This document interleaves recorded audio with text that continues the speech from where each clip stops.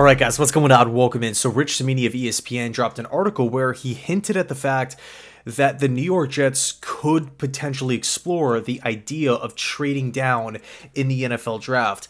This is what he had to say.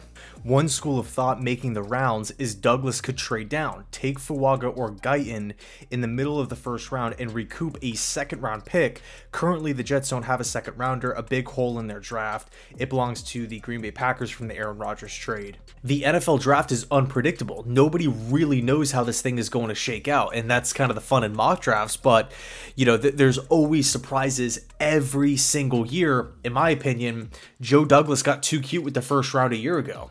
Right now, say what you want about Douglas's like war room inside, video clip, right, where he was talking about drafting potentially Michael Mayer with the 15th overall pick. He ended up going in round 2. He didn't mention Roderick Jones. He didn't mention JSN from Ohio State. But nonetheless, the Pittsburgh Steelers did in fact trade up to spot number 14 right ahead of the Jets and selected Roderick Jones, right, tackle from Georgia. He goes on to have a great rookie season, and that was a guy that a lot of Jets fans were pounding on the table for.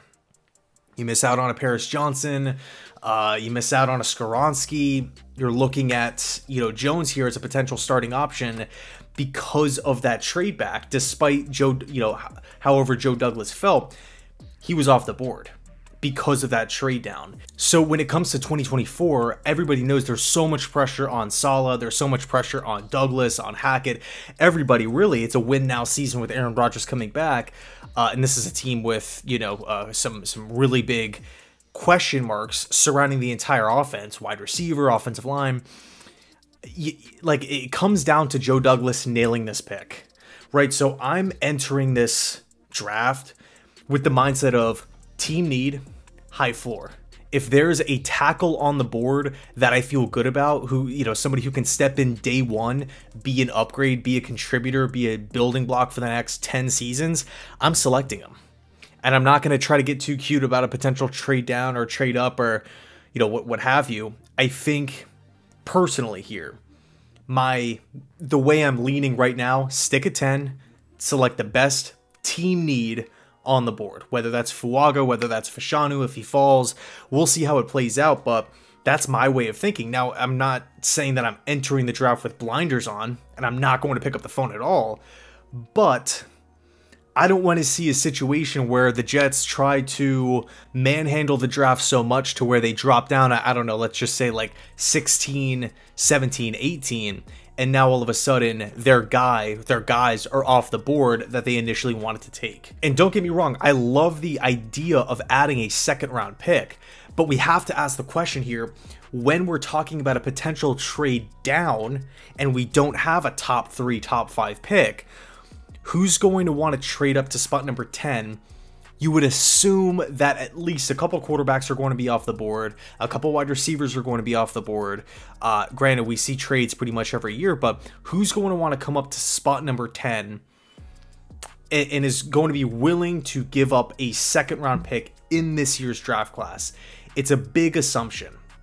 And it's also something, we're not Washington at 2, Chicago at 1, New England at 3. If a trade takes, nobody's trading up to spot number 10 in the next couple of weeks. It's just not happening. You just don't know how the draft's going to play out. Combine, pro days, private workouts. Nobody really knows how the board is going to fall. Only time will tell. So the reality is, if the Jets end up moving back, it'll probably be when they're on the clock, or if there's if there's a player slipping in the draft. Like it's probably going to happen that day.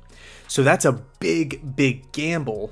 Let's face it, you can't enter the draft with that mindset. You can say, oh, yeah, we're open for business, we're looking to trade down, but that cannot be plan A. Plan A has to be selecting a player at spot number 10, in my opinion, because you can't just roll the dice on a team, A, wanting to move up, B, for a player that falls to that 10th overall pick, and then number 3, that they're actually going to offer you a package in return that is that you're willing to accept.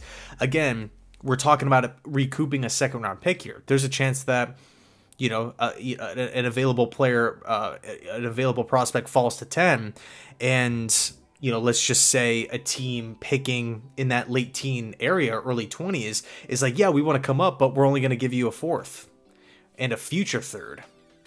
Do you do it then?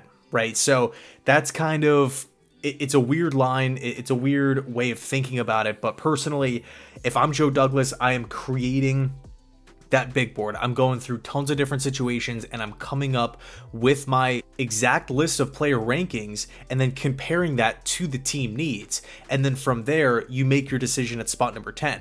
Unless, of course, you get that crazy offer. So that's just my take on it. I would love to hear yours down below in the comment section. Are you thinking trade down plan A? Are you thinking select a player at spot number 10? Are you thinking about a potential trade up? We'll see how it plays out. Let me know your thoughts. Thanks so much for watching. And as always, go Jets.